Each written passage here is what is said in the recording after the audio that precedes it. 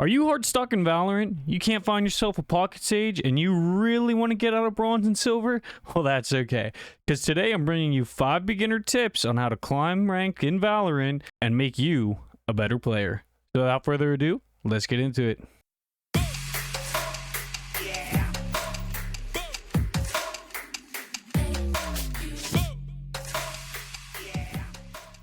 What's going on, guys? I'm Under Rain, and I'm here to help you get better at Valorant using these 5 easy tips to take you to the next level. All right, number 5, and if you guys watch any other videos, this is one of the most talked about and probably one of the most important things that you're going to have to understand in this game if you want to get better into the next level. And number 5 is crosshair placement. I know if you've watched other videos, you've probably heard about it, you've probably talked about it, but it is seriously something that is so overlooked but is so important. Now, let me show you what I mean. A lot of the times when I see new players walking around, this is them. They're looking at the ground and kind of like just walking corner to corner, not really looking, paying attention. Now, this is bad for several reasons, but for one, let's say, you know, I'm pushing out here on B long on bind. If I'm looking at the ground, I'm not really in a position to aim or kill anybody. If they're coming out of right there, right by fountain, look what I have to do. I have to look, register that I see someone be fountain, and then I have to go up and hope by the time, you know, I'm hitting them, my bullets are going to actually be there and hit them. What you want to do is you constantly want to be aiming at head level. So no matter what angle you're peeking, if someone comes out of there and your crosshairs at head level, it's an easy boop, one tap to the head. Honestly, most kills in this game are literally just peeking and one tapping to the head because your crosshair placement is at the level that it's supposed to be at. Now, the thing with this is this isn't something that you're going to be able to just fix overnight. Is you are going to have to put serious time and effort into controlling your crosshair placement. I find myself still sometimes, you know, aiming shoulder level, and I just have to make the slight adjustment to make sure that I am indeed aimed at their head. It's something you have to consciously be thinking about at all times, and the more you focus on it and the better you get at adjusting your crosshair placement and keeping that at head level, the more gunfights you're going to win, the more kills you're going to get off a peak, and the better you're going to be in the long run. So, you know, practice this, go to aim lab, go to the range, and just practice walking around, keeping your crosshair at head level and just peeking corners and, you know, aiming at heads. Eventually, it's going to become second nature to you. You're not even going to think about it, and every single angle you peek, every single one you walk around, boom, boom, boom, you're just tapping heads. Number 4 is find your style of play and stick to that. Valorant has so many different agents, all with their own unique kit. There are so many options for you to play how you want to play. Whether you want to be a duelist, charging in every round and creating chaos among the masses, or you want to be a sentinel locking down a site, or if you want to be a controller lurking in the shadows and picking off easy kills. Whatever your style is, find what you enjoy and stick to it. Because in the end, you're going to have a lot more fun playing the way you want to play. And you're going to do better in the end if you're playing something that you're comfortable in. Don't fill a role because you feel like you have to. If you're not comfortable with an agent or a playstyle, don't choose that playstyle. You're just going to do bad, you're going to bottom frag, and you're not going to have fun, and everyone's going to be flaming you. It's better to pick an agent you like, even though it might not be needed on the team at that moment, than to pick something you're not going to enjoy, and that whole game you're just having a headache because you don't know what to do or you're not doing it to the best of your ability. Once you develop a certain play style and you start playing the way you want to play, you're just going to be able to create plays for your team, take it to the next level, and do things a lot better than if you're playing something out of your comfort zone. Now, number 3 kind of ties into that. But once you find your play style, there's still going to be something you have to do, and that's learn how to play smokes. If you really want to get to the next level in this game, you have to know how to play smokes. Playing smokes is so easy if you just look at it as a basic level.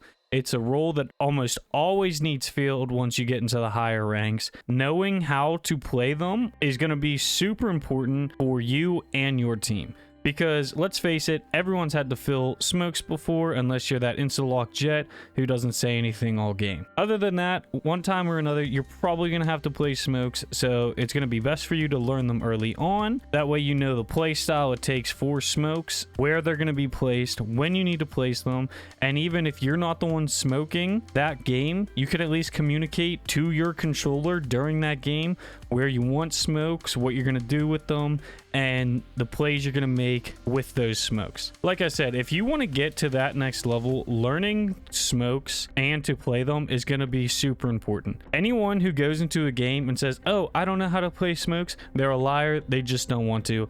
Everyone can play them once you get past a certain point, and it's better to learn them early on than to wait for it later and then you're stuck filling, or no one picks smokes and now it's basically a free loss. Number 2, and this one's very important, but communicate. It is insane to me how many games, no matter what elo, there are people who aren't communicating with their team. This game is won so much on communication alone. It is probably more important than your aim, because if you have communication and you have intel, you have such a bigger advantage than the other team who has 3 insta-lock duelists and nobody's talking. Chances are you're going to come out victorious and they are not. You need to be able to communicate with your team, any plays you want to make, what your strategy is going to be, call outs, where you see people, where you died at, if you hit anyone for anything, how much damage you have done. These are all so important for every round and every match. It actually blows my mind how people can just stay silent the whole time. Look, and I get it, some of you queue and you have your friends and you're in a Discord.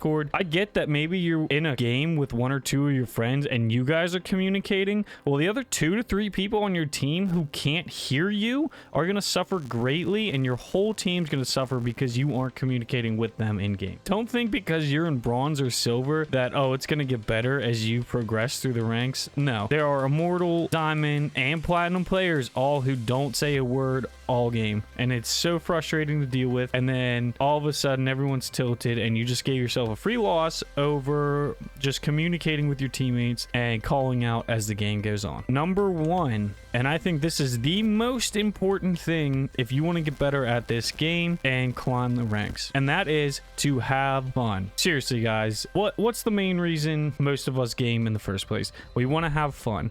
We want to play the games, enjoy ourselves, and have a good time. Sure, there are those out there who are super competitive, and fun to us is winning. I get that. But in the end, you're not going to win every game. There's no point in you just staying tilted the whole time that you are playing. It just ruins the experience, ruins your games, and ruins your mentality and your teammates' mentality as well.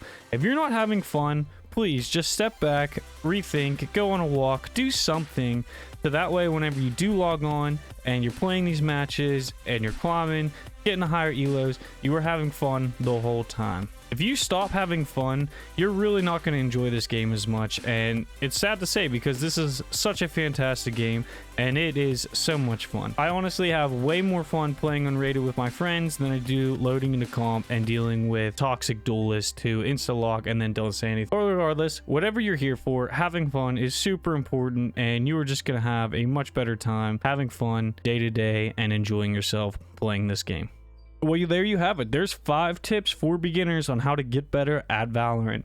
If this video has helped you guys in any ways, please like the video, subscribe to the channel, and comment below if there's anything else you want to see in the future. I'm going to start posting a lot more Valorant stuff because I do play this game a lot, and I feel there's things that I can teach new players or even experienced players through my thousands of hours of playing this game. So I want to thank you for watching, and I'll see you all in the next one.